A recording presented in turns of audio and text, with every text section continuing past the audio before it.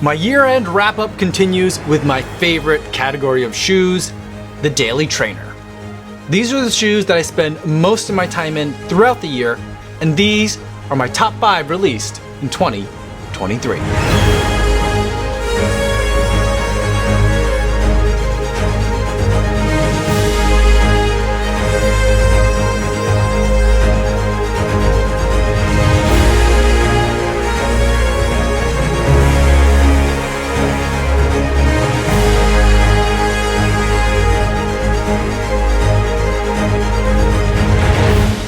Yo, what's going on everybody? My name is Kofuzi and I'm a not only runner who reviews shoes here on YouTube, and today I'm talking to you guys about my top 5 daily trainers of 2023, and it has been a very good year. But first, before we get to that list, I want to talk about some disclosures. All of these shoes that I'm talking about today were sent to me by their respective manufacturers for the purpose of review, so I didn't have to pay for any of these shoes. However, no one's paying me to make this video or to include their shoe on this list, and no one's gonna get a chance to preview this list before it goes live on YouTube. So with that disclosure out of the way, let's talk about my top 5 daily trainers of 2023.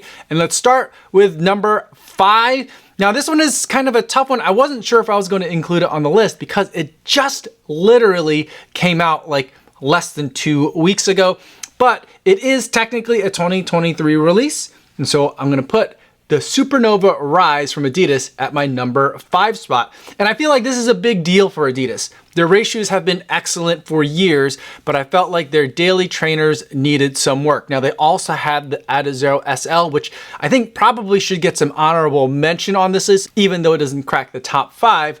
But I feel like they didn't have a true daily trainer for us road warriors, the marathoners, the long distance endurance athletes, but the Supernova Rise definitely fits the bill and checks all the boxes. It's got a supercritical midsole foam with an EVA bottom layer to help make sure everything stays nice and stable. And on the upper, it's a very comfortable fit, one of the more forgiving toe boxes that Adidas has in the lineup. And while I do think that is a little bit too puffy on the tongue and around the back in the heel collar, a lot of you guys, I think, are gonna find it really nice and comfortable if you decide to use this for all day wear as well. I've been having a really good time in the Supernova Rise and reaching for it again and again, and I've already racked up a bunch of miles, even though I've only had it for a very short time. Now let's move to number 4, and this is another brand whose shoes I typically don't see on my favorite daily trainers list, and that's from On. This year they brought us the Cloudsurfer, and it just might be my favorite shoe that On has ever made. And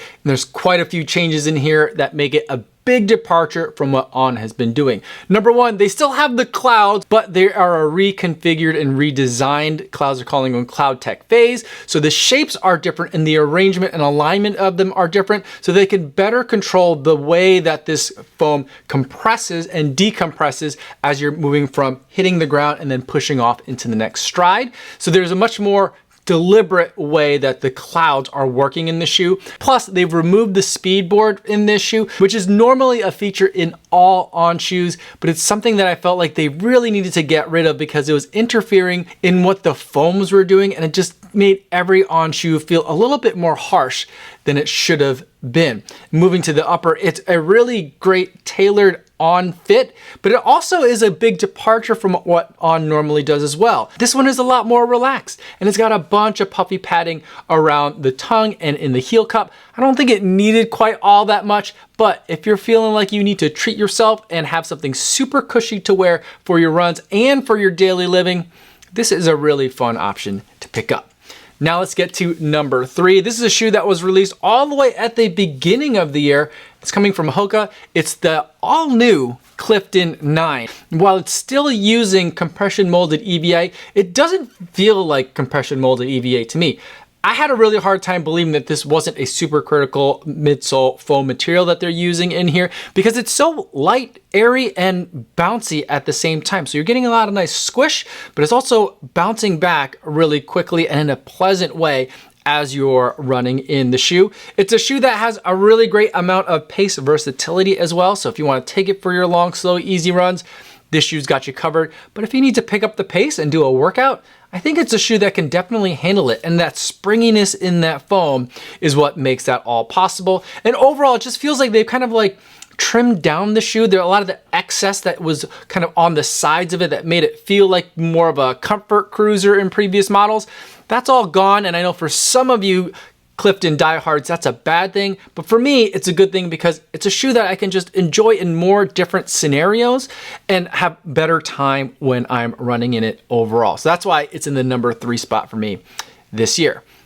Now let's get to number 2 and number 1. These two were really close for me.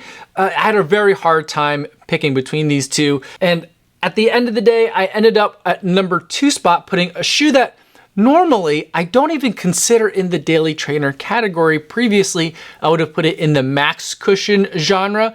But this year, with some of the changes that happened to this shoe as well, it's kind of analogous to what happened to the Clifton, where things are kind of slimming down a little bit. But this shoe now feels to me squarely in the daily trainer category. That's from New Balance. It's the 1080 version 13. They've revamped this shoe as well. I think literally changed the vamp, but also they've just reconfigured a lot of stuff that's going on in the shoe. It still has Fresh Foam X, well, at least in name, but the foam feels very different than all the other Fresh Foam X that I've tested before. This one feels lighter, it feels airier, and it's got that great bounce to it as well. All the sensations that I want to see in a modern daily trainer, the 1080 version 13 has all of it in the right places, but it doesn't have too much. So it has just what it needs and nothing more as far as the midsole is concerned. When you get to the upper, I feel like the materials and the design that they've chosen is a little bit on the boring side, but it definitely gets the job done and it fits really well. The tongue is, I feel like, the right amount of padding for a daily trainer, and it isn't excessive when you get to the back into the heel cup, although there is kind of this little gnocchi pillow of extra padding that I don't really feel is necessary, but it's something that I'm willing to overlook on the shoe because I just have such a good time running in it. I feel like what used to be New Balance's max cushion shoe is now becoming a very comfortable but very capable daily trainer. It's great for your easy runs, but it has that liveliness to it that you can definitely use it for faster stuff as well. So it's got that great pace versatility, which is something that I definitely look for in daily trainers. And because it's just so fun to run in this year with that new foam, it takes my number 2 spot.